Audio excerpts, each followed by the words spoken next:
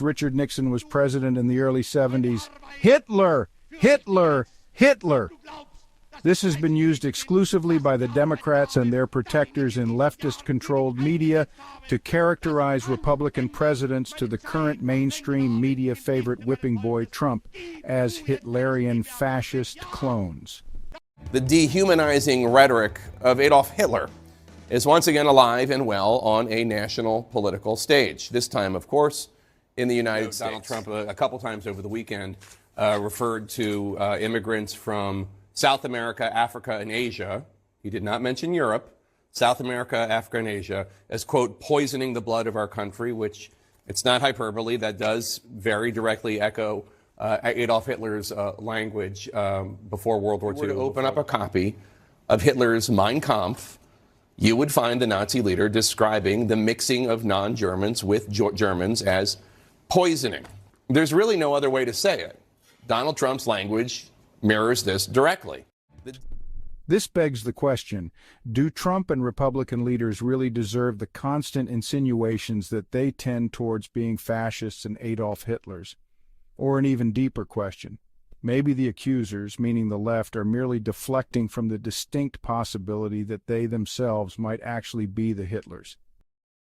To see what's what, let's make an objective examination by studying the core precepts of Hitlerian fascism and compare what Hitler and the Nazis did in the first half of the 20th century to what current politicians are up to today.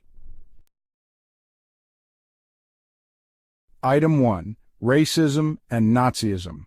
Anti-Semitism was a central tenet of Nazi ideology. Hitler blamed Jews for Germany's problems, including its defeat in World War I and subsequent economic hardships. For current politicians, Trump is very pro-Israel, as with most other presidents before him. Trump and Republicans also despise Israel's enemies. Democrats, on the other hand, say they still want to support Israel, but their leftist bloc would rather support terrorist groups like Hamas and chant and march all day that Israel's leaders are genocidal. But wait a minute, leftists would argue that Third Reich anti-Semitism was all about racism in general. In the modern world, this means that Trump and Republicans want to boot Mexicans and Muslims and deprive them of benefits due them. And there's that building the wall thing. They also maintain that Republicans have always been trying to gut welfare programs which benefit non-Aryans. I mean non-whites. Then whites and Asians. Well, this man helped shrink welfare programs in the 90s when he got in electoral trouble, and that this man employed thousands of non-Aryan Hispanics and Asians during his long business career. Well, okay, let's give the anti-Semitism point to the libocrats. Item 2, anti-communism. Hitler and his Third Reich cohorts were staunchly anti-communist, viewing communism as a threat to Germany and Western civilization. Today, Donald Trump is not so much into ideology thumping like Ronald Reagan was. As a matter of fact, Trump hates any country with any ideology that tries to pull one over the U.S. Democrats hate Russian, the very communist President Vladimir Putin. Well, it's mainly because they hate Trump, who they suggest has a deep bromance with the Russian president. But they don't hate China leader Xi Jinping, or any other communist regime for that matter. If not for Trump, Democrats would love Russia and communists like they did before Trump took office. It's the enemy of my enemy is my friend mantra. Republicans generally hate communists more than Democrats, so we can generously give this point to the Democrats. Item 3. State control over financial resources and regulation.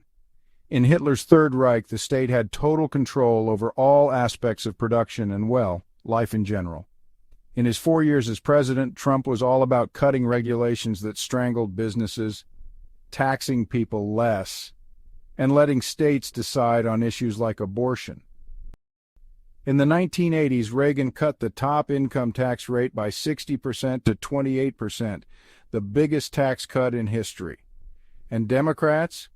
Well, it has been proven that they like to impose higher taxes and expand federal bureaucracies. We do not even have to expand on that point. They continually announce that they want to tax the wealthiest Americans. High taxes and high regulation. Sounds like we know where to put that point, don't we? Score 1 for Republicans. Item 4. Using the state to control thinking and media. Hitler's regime utilized propaganda, controlled the media, and suppressed dissent through mechanisms such as the Gestapo, the secret police, and their stormtroopers. Education and youth programs were designed to indoctrinate children with Nazi ideals. The regime also aimed to control cultural production, censoring and promoting art, literature, and film that supported their ideology. Today, the left is the thought control police with the same efficiency and reach as their Hitlerian predecessors. Democrats, through schools and colleges and universities heavily controlled by teachers' unions and activist professors, promote numerous LGBTQ, DEI, and woke issues. Mainstream media and all of social media, with the exception of Twitter X, shill for Democrats. So this point easily is won by Republicans. Item 5. Single-party dictatorship. Hitler established a single-party dictatorship, eliminating political opposition and creating a cult of personality around himself. Trump created a cult of personality? Maybe. But so did Barack Obama and Bill Clinton, aided by a fawning mainstream media. Democrats harass and even convict its political enemies. They also have talked incessantly of packing the Supreme Court and having Congress oversee the Supreme Court, a clear violation of the separate powers doctrine. With media and social media suppression of opposition thought, this point goes to the Republicans as well. Item 6. Military strength. Hitler and the Nazis were obsessed with increasing military strength and overturning the military restrictions imposed by the Treaty of Versailles, preparing Germany for aggressive expansion. In the U.S., Republicans have traditionally been associated with ramping up military strength.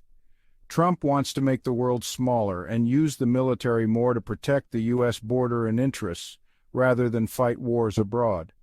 Curiously, lately, Democrats with the war in Ukraine desire to export U.S. military expertise and armaments to different places around the globe. While the weight of history appear to show that Republicans want a stronger military, Trump wants a stronger military not to conquer other countries but to defend its borders. We give this point to the Republicans. Item 7. State intervention and massive spending. The Nazi economic platform focused on reviving the German economy through state intervention, with almost uncontrolled government expenditures, to create large-scale public works projects. In America, we have been entertained with build, build, build slogans and mandates on many things like electric vehicles and expensive climate change intermediation programs. Point to the Republicans.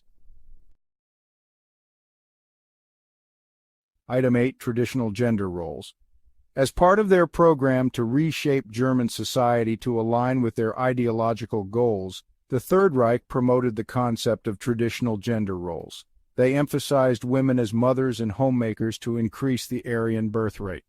So, okay, Trump appointed Supreme Court justices who may tend to say that there are only two sexes, man and woman. Trump and the conservatives are guilty for possibly advocating for two sexes only. So we can give this point, however reluctantly, to the Democrats. We end up with Republicans 5 and Democrats a generous 3. Trump and Republicans being Hitlers? We don't want to hear it again. Thank you for watching this video. For more wonderful content, click on the guide button, and of course, please don't forget to like and subscribe. Ciao!